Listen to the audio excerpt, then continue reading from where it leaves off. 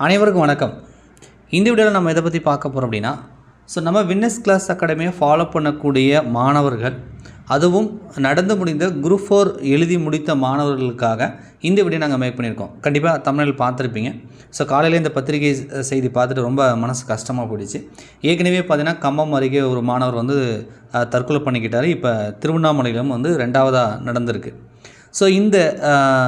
இந்த இது போன்று மீண்டும் வந்து யாரும் செய்யக்கூடாது அப்படின்னு கேட்டுக்கிறது தான் இந்த வீடியோ நாங்கள் வந்து மேக் பண்ணியிருக்கோம். ரைட்டா? இந்த செய்தியை உங்களுக்கு ஸ்ப்ரெட் பண்ணுறது அப்படின்றது எங்கள் நோக்கம் இல்லை. பட் இது போன்ற நீங்கள் யாரும் வந்து நம்மளை ஃபாலோ பண்ணக்கூடிய நமது மாணவர்களாகட்டும், நம்மளை ஃபாலோ பண்ணாத மற்ற வீடியோ கிளிக் பண்ணி பார்க்குறவங்களும் ஆகட்டும், இது போன்ற முடிவு யாரும் எடுக்க வேண்டாம். இதுக்கப்புறம் இந்த இன்ஸ்டன்ட் இப்போ இவர் 2வதாக வந்துட்டாரா, 3வதாக இதுக்கப்புறம் குரூப் 4 தேர்வு கடினம் என்பதற்காக ஒருத்தர் வந்து தற்கொலை பண்ணிட்டார், சூசைட் பண்ணிக்கிட்டார் அப்படின்ற ஒரு செய்தியை நாங்கள் வந்து பார்க்கக்கூடாது அப்படின்றதுக்காக தான் இந்த வீடியோ நாங்கள் மேக் பண்ணியிருக்கோம். தயவு செய்து குரூப் 4 எழுதிட்டு டிப்ரெஷனில் இருக்கீங்க, ரொம்ப கஷ்டமாக போயிடுச்சு, இல்லை ரொம்ப கஷ்டப்பட்டு படித்து கட் ஆஃப் ரேஞ்சுக்கு வரல, மார்க் ரொம்ப குறைவாக வருது, ரொம்ப கஷ்டமாக இருந்துச்சு அப்படின்னா தயவு செய்து நீங்கள் ஒரு அகாடமியில் படிச்சிருந்தீங்கன்னா அந்த சாருங்கிட்ட, அந்த ஸ்டாஃபுங்கிட்ட மனம் விட்டு பேசுங்க. அல்லது உங்கள் கூட படித்த நண்பர்களோட அடுத்தது என்ன பண்ணலாம், ஏது பண்ணலான்னு சொல்லி அவங்க கூட கலந்து பேசுங்க. உங்கள் பெற்றோர், அதாவது நம்ம அப்பா அம்மா கூட பேசுங்க, கூட பிறந்தவங்ககிட்ட பேசுங்க. ரைட்டா? இந்த டிப்ரெஷன்லேருந்து வெளியே வாங்க. ரைட்டா? இல்லை நம்ம வாழ்க்கை என்பது வெறும் அரசு பணிக்காக மட்டும் இல்லை. இந்த ஏஜ்லாம் பார்க்கும்போது ரொம்ப கஷ்டமாகுது. இங்கே பாருங்கள், 22ன்னு போட்டிருக்காங்க. அவரும் இதுக்கு முன்னாடியும் பார்த்தீங்கன்னா 24, 26 தான் போட்டிருந்தாங்க. வாழ வேண்டிய வயசு சின்ன வயசு. எவ்வளோ கஷ்டப்பட்டுலாம் படிக்கிறாங்க. இப்போ உங்களுக்கே இவ்வளோ கஷ்டம்னு சொல்லி நீங்கள் தூக்கிட்டு போகிறீங்க அப்படின்னா, இந்த சின்ன ஏஜில் 30, 35 வயசில் குழந்தைகளை வச்சுட்டு ஹவுஸ் ஒய்ஃபாக வந்து வீட்டில் வேலைகளை செஞ்சுட்டு படிக்கிறாங்க, வேலைக்கு போயிட்டு பார்ட் டைமாக படிக்கிறாங்க.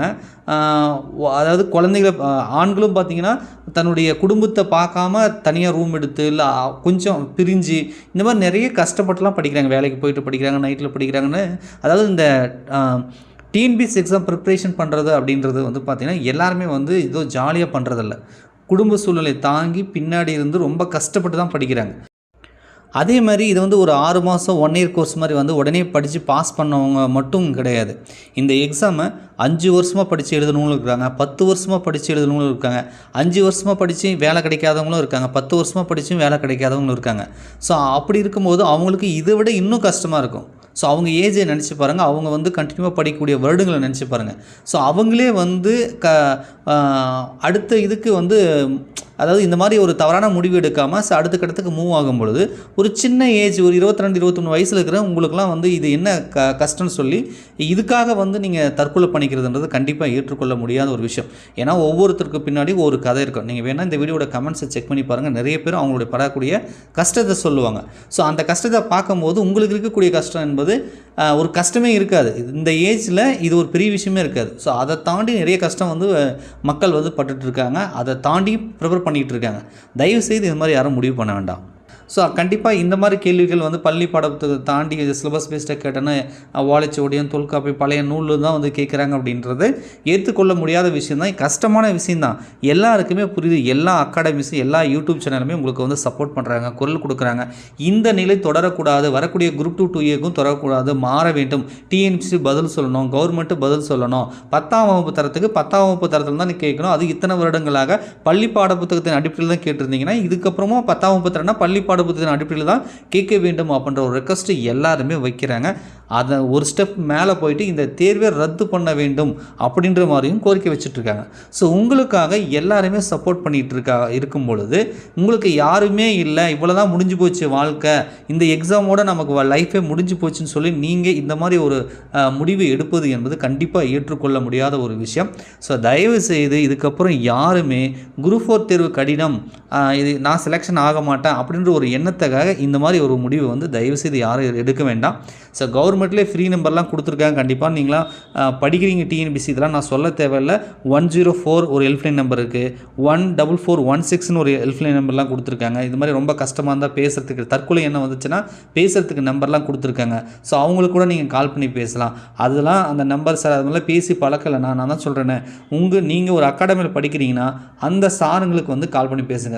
நம்ம இந்த வீடியோ கிளிக் பண்ணி பார்க்குறோம், நம்ம பேட்ச் ஸ்டூடெண்ட்டாக யாராவது இருந்து இந்த மாதிரி ஒரு சூழ்நிலை இருந்தீங்க அப்படின்னா நம்மளுடைய அகாடமி நம்பருக்கு வாட்ஸ்அப்பில் டெலிகிராமில் மெசேஜ் பண்ணுங்கள் அல்லது கால் பண்ணுங்கள், எங்ககிட்ட பேசலாம். இந்த மாதிரி ஒரு சூழ்நிலை, இந்த மாதிரி ஒரு எண்ணம் எனக்கு இருக்குது சார், நான் குரூப் 4 அட்டன் பண்ணேன் அப்படின்னா தயவுசெய்து எங்களுக்கு வந்து கால் பண்ணி பேசுங்க. ஸோ நாங்களும் உங்களுக்கு வந்து ஹெல்ப் பண்ணுறோம். மனம் விட்டு பேசினா நிறைய விஷயங்கள் வந்து அந்த மனசு மாறிடும். ஸோ ஒரு முடிவு என்பது ஒரு செகண்டில், நம்ம தற்கொலை பண்ணிக்கலாம் அப்படின்ற ஒரு எண்ணன்றது ஒரு செகண்டில் வரும். அதை நம்ம தள்ளி போட்டோம்னு வச்சுக்கோங்களேன், அதுக்கப்புறம் வந்து அந்த முடிவு வந்து மாற்றம் வந்துடும். ஸோ தயவுசெய்து எல்லாருக்கிட்டையும் பேசுங்க. இது போன்ற முடிவு யாரும் எடுக்க வேண்டாம். நிச்சயம் இதுக்கான ஒரு பதில் அரசுக்கிட்டையும் டிஎன்பிசிக்கிட்ட வரும்னு நினைக்கிறோம். இதுக்கப்புறம் வரக்கூடிய தேர்வுகளில் இது மாதிரி அவங்க கேள்விகள் கேட்க மாட்டாங்க அப்படின்றத நாங்கள் நம்புகிறோம். ஸோ குரூப் 2 2Aக்கான நோட்டிஃபிகேஷன் கொடுத்துருக்காங்க. தயவுசெய்து அடுத்த அந்த தேர்வுக்கு வந்து படிங்க. இதையே நினச்சிட்டு இருக்க வேண்டாம் அப்படின்ற ஒரு செய்தி உங்களுக்கு ஷேர் பண்ணுறதுக்காக தான் இந்த வீடியோ நாங்கள் மேக் பண்ணோம். ஸோ ரொம்ப கஷ்டமாக இருக்குது. ஸோ எனிவே நடந்து முடிஞ்சு போச்சு. 2 பேரோட ஆத்மாவும் சாந்தி அடைய வேண்டும். நன்றி, வணக்கம்.